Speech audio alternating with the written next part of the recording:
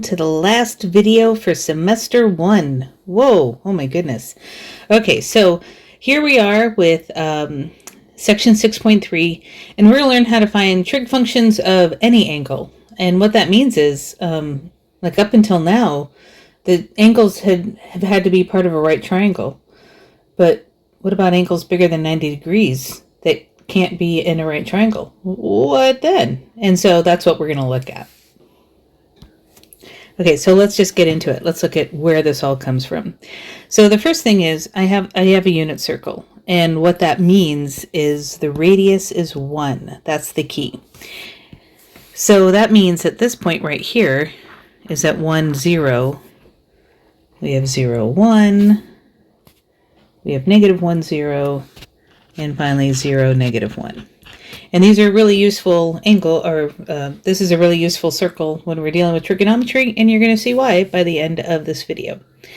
But before we do that, let's just take a random point on this unit circle, and I'm going to call it xy. Now, if I were to draw a radius to this point, because it's a radius on the unit circle, we know the radius is 1, and then if I were to drop this down and make a right triangle out of it, then I know the horizontal leg is x units and the vertical leg is y units. And while I'm at it, let's just look at an angle in standard position then. So I'm going to call this angle theta. And, well, what if I wanted to find the sine of angle theta? We know sine is opposite over hypotenuse, and from angle theta, y is the opposite leg, 1 is the hypotenuse. It would be y over 1, or simply y. And then cosine of theta, cosine is adjacent over hypotenuse, so it would be x over 1, or simply x. And that's going to be a key for what we do today. Turns out when you're on the unit circle, if you look at any point on the unit circle, the y-coordinate is the sine of the angle theta that segment would make, and the x-coordinate is cosine. So cosine is x, sine is y, and then tangent, remember tangent from our fundamental identities, tangent is sine over cosine, so we can say that tangent is the y-coordinate over the x-coordinate. And there you go. That's our first key piece of information for today. Okay, so we'll take that, we'll file that away. Now, if that's true, actually here, I'll keep that up there while I look at this. If that's true, if the x-coordinate is always cosine, and the y-coordinate is always sine, and the y over x-coordinates are tangent, then let's take a look at another key thing. So in quadrant 1, our x-coordinate is positive, and our y-coordinate is positive. In quadrant 2, x is negative, y is positive. In quadrant 3, they're both negative. And in quadrant 4, x is positive, y is negative. But now that we have this part that's in a cloud and up here, we know that the x-coordinate is cosine, y-coordinate is sine, blah, blah. Now we know something about the sine of each one of these in each quadrant. So the sine of theta in quadrant 1, because it's the y-coordinate, and the y-coordinate is positive, then in quadrant 1, we know sine is positive. In quadrant 2, sine is still positive, because the y-coordinate is still positive. In quadrant 3, now it's negative, and in quadrant 4, sine is negative. And again, I'm doing that because the sine is the y-coordinate. Y-coordinate is positive, positive, negative, negative. You can get rid of that -1. Cosine. If I want to look at the sine, it's kind of bad that I have sine as in sine, cosine, tangent, and sine as in positive or negative. If I want to look at the positive or negative of cosine in each quadrant. This time I'm going to be looking at the x-coordinate. So the x-coordinate is positive or negative or positive. So positive here, negative, negative, positive. And then finally I'm going to do the same thing with tangent. I'm going to have to think just slightly more because this time tangent is the y-coordinate over the x-coordinate. So y over x, positive here, negative there, positive here, negative there. So positive in quadrant 1, negative here, positive in quadrant 3, negative in quadrant 4. And that's going to be another key piece of information that we're going to use, is the signs, whether they're positive or negative in each quadrant of these trig functions. Now, God, that's a lot to memorize. I mean, this isn't bad to memorize. And by the way I memorize is C comes before S, cosine, X comes before Y, so cosine is X, sine is Y. But over here, gosh, I mean, sometimes they're all positive, sometimes it's one. How do we know which one? Well, here's a way to memorize it. They're all positive in quadrant 1. Only sine is positive in quadrant 2. Only tangent is positive in quadrant 3, and only cosine is positive in quadrant 4. So we can summarize that by simply saying all of the trig functions are positive in quadrant 1. Only sine is positive in quadrant 2. Only tangent is positive in quadrant 3, and only cosine is positive in quadrant 4. And then a nice, easy acronym to remind yourself what letter goes where is all students take calculus. ASTC. All students take calculus. And so that's going to be a nice, easy way to memorize it. I'm going to show you how we're going to use all this going forward, but right now just know all students take calculus. All trig functions are positive in quadrant 1. Only sine is positive in quadrant 2, only tangent in quadrant 3, and only cosine in quadrant 4. Okay, so we have that piece of information.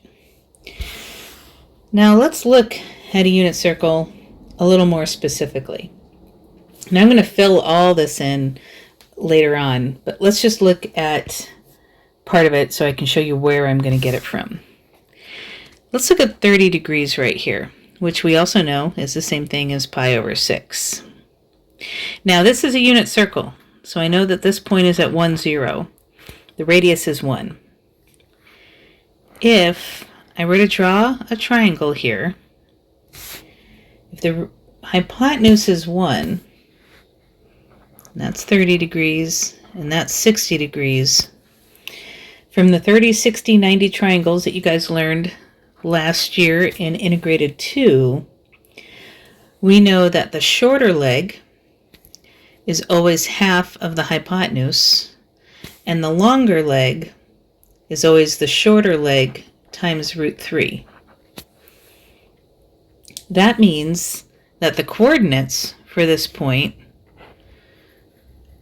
x is root 3 over 2, and the y-coordinate is 1/2. And using what we had above, if the cosine of theta is the x-coordinate, and remember this is only true on the unit circle, you have to have a radius of 1. But if the cosine of theta is x, then we know that the cosine of 30 degrees is root 3 over 2. It's the x-coordinate right there for that angle. And then likewise sine, if we know sine of theta is the y-coordinate, then sine of theta is 1/2. Which, if you remember from last class, we also made a table and we had these same exact values. So you can get them from the triangles, which is where we got them from before, or if you know the unit circle, you can get them from the unit circle. So then that brings us to the unit circle. Oh my gosh. I am going to have something that you can either print out if you have a printer, or at least you can pull it up on your computer. I'm going to have some reference sheets for you guys for this particular unit. And one of them is going to be this unit circle. But let's look at this unit circle. So here's that point right there, 30 degrees. And we knew, we got these same x and y coordinates. But now I've gone ahead and filled them in. And remember, if this point is at root 3 over 2, 1/2, then by symmetry, because if this is up 30 degrees here, this is up 30 degrees here, this point over here is symmetrical to this one. This is at 150 degrees, or 5 pi over 6 radians, and we're just negate the x coordinate. And then again, by symmetry, I know that this one is down another 30 degrees from 180, so 210 degrees. But now the x and the y coordinates are both negative. And then over here, if I think of 360 degrees minus 30, that puts me at 330 degrees. And now, oh my goodness, I did not negate the y coordinate. Good thing we're doing this together. Let me put the negative there. So if we have a unit circle, we can actually get, this is one way of getting the trig function of any angle. Now I've only put the known ones here, like that are easy to do without a calculator. So for instance, if I asked you now, what is the sine of 150 degrees? You could go to 150 degrees on the, and again, unit circle, it's got to, I keep stressing this because it's so easy to try this without a unit circle. You've got to have a radius of 1 unit. But you go to 150 degrees, and sine is the y coordinate, so the sine of 150 degrees is 1/2. I'm just going to pick a couple at random. How about the cosine of 7 pi over 4? Now you got to find 7 pi over 4, and oh, there is 7 pi over 4. And we go to its coordinates. Cosine is the x coordinate. We know it's root 2 over 2. So let me just put a couple here, a few for you to try. How about the sine of 5 pi over 4? The tangent of, how about the tangent of 180 degrees? How about the cosine of pi over 3? And the tangent of pi over 2. So go ahead, pause the videos, or the video, pause it, see if you can fill those in, and then we'll compare answers.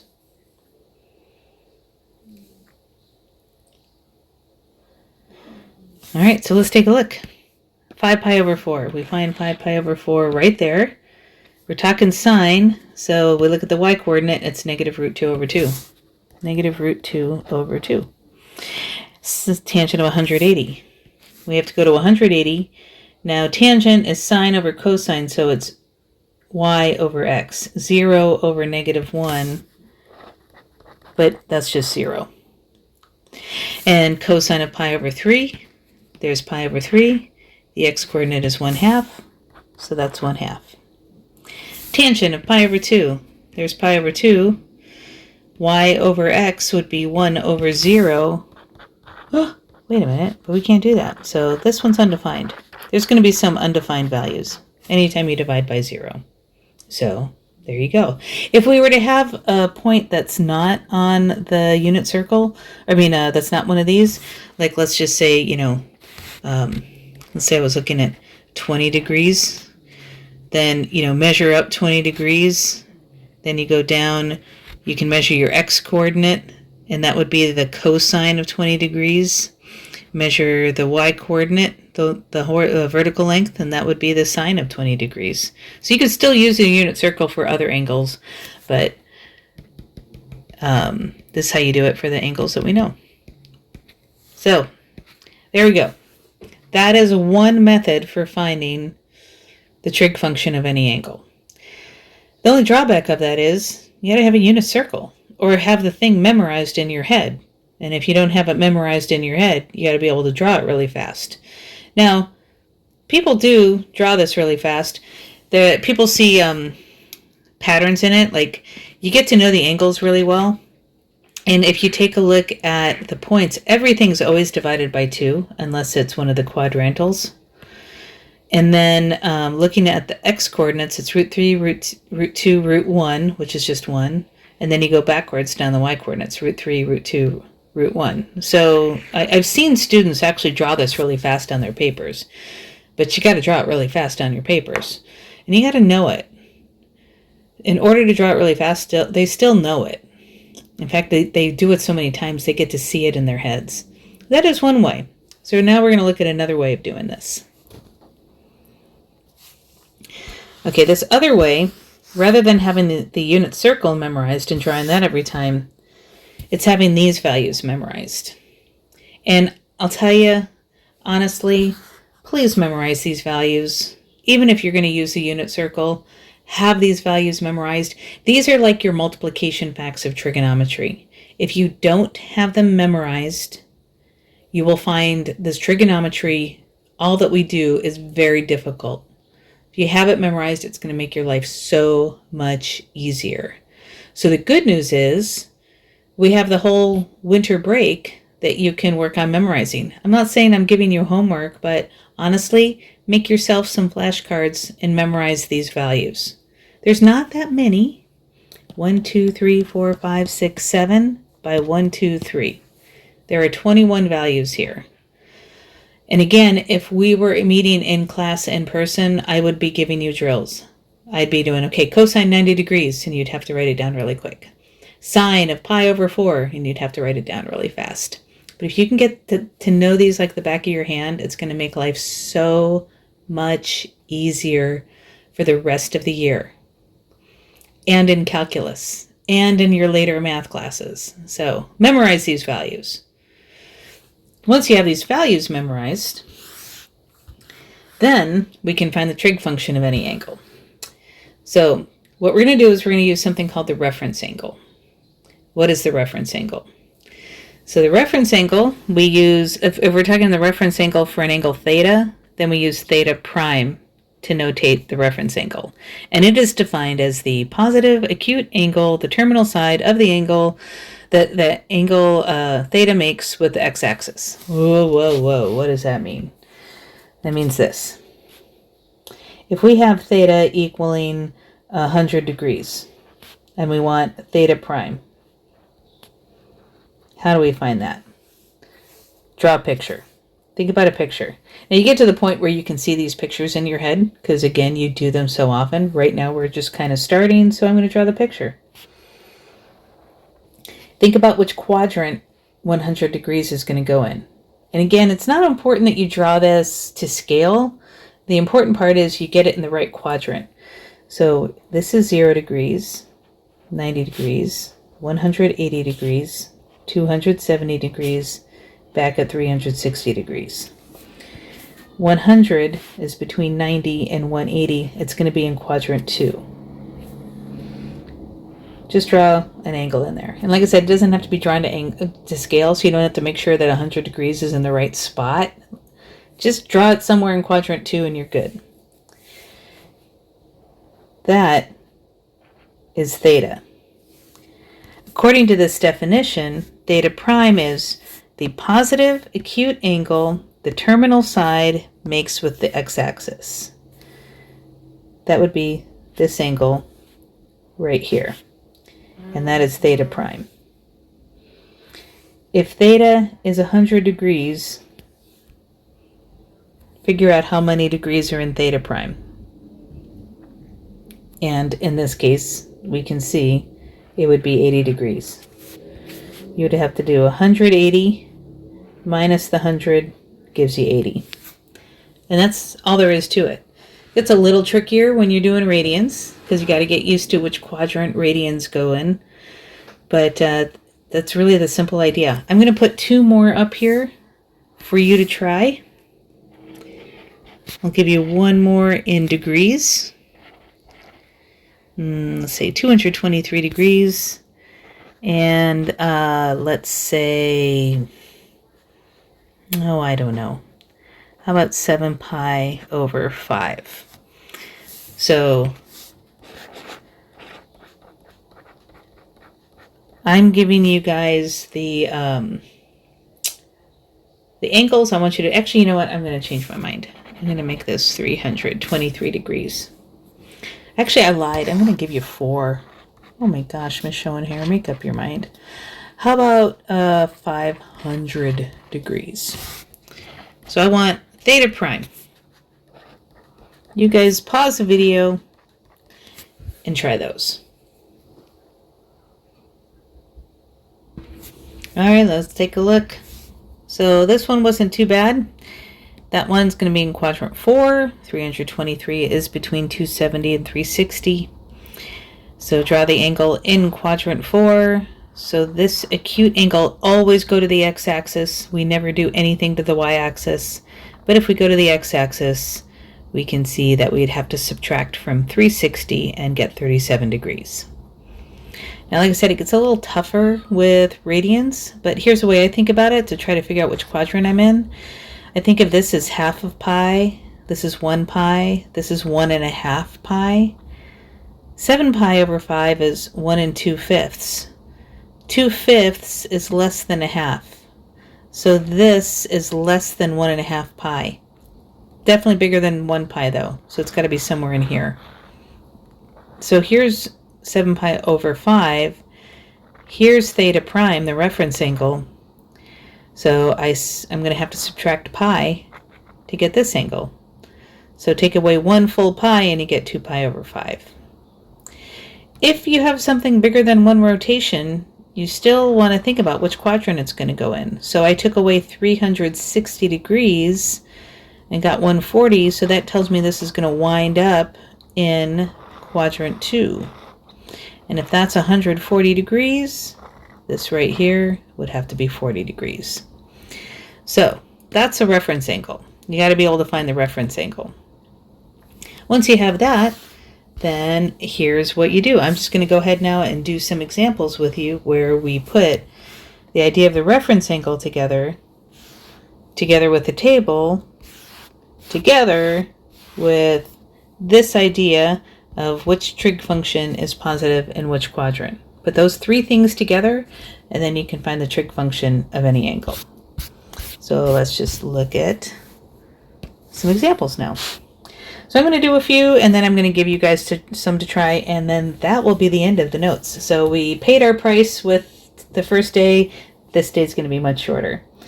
So what if I want to know the sine of, let's say, 240 degrees? So the first thing you're going to want to think about is which quadrant 240 degrees is in.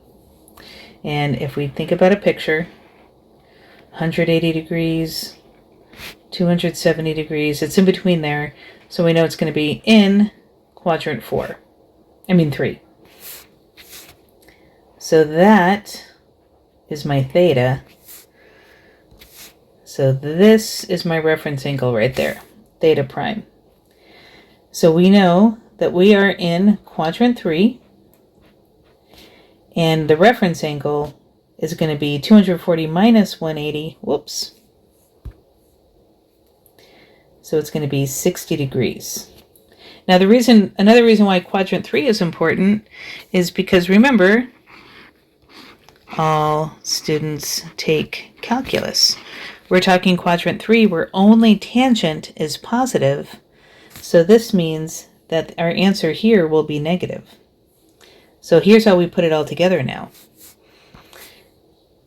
The sine of 240 degrees is equal to,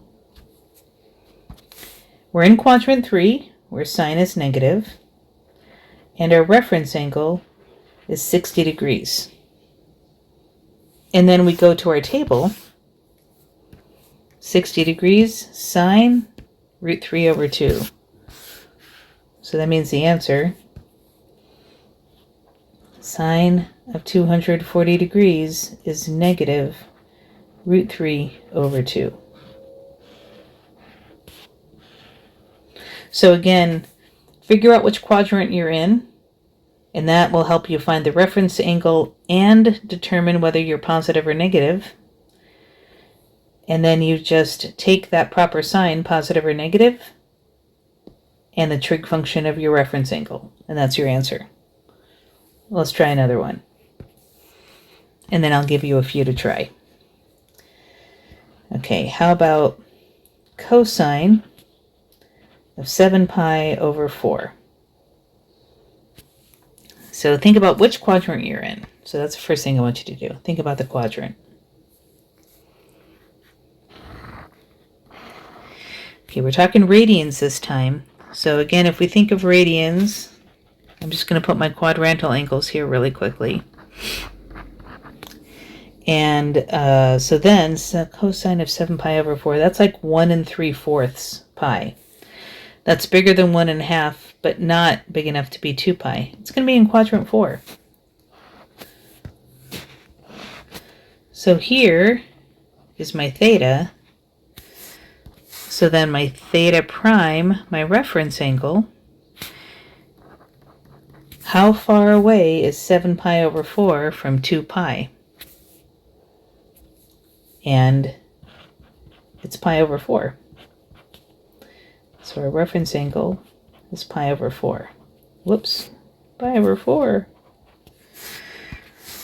And according to all students take calculus, in quadrant 4, cosine is positive. So now we know the cosine of 7 pi over 4 is positive cosine of the reference angle. And then we looked at our table. Pi over 4, cosine, it's root 2 over 2. So the cosine of 7 pi over 4 is positive root 2 over 2.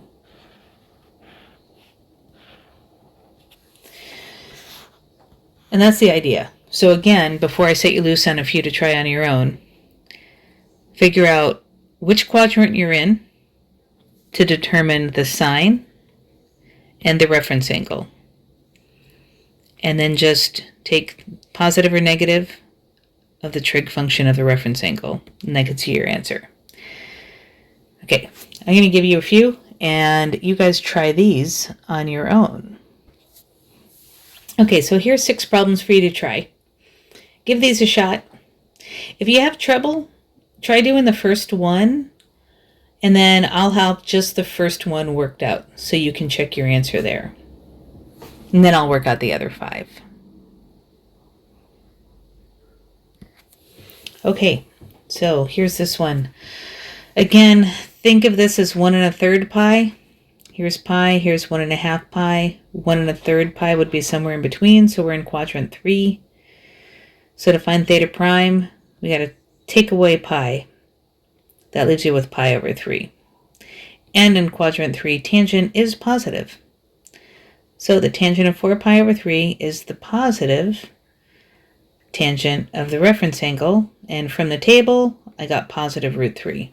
There you go. That's it. Okay, so try the other 5. I'll have them all worked out when we come back. So go ahead and pause the video.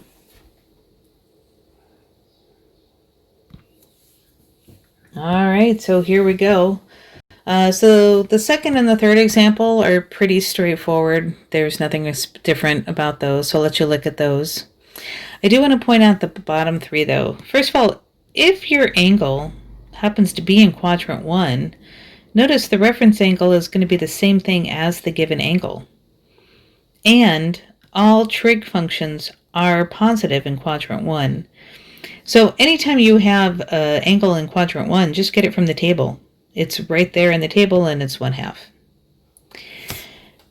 The last 2 problems, these angles were quadrantal angles, and there's something to recognize. But you're going to, when you're thinking about which quadrant they're in, hopefully you'll realize, oh, wait a minute, they're on the axis.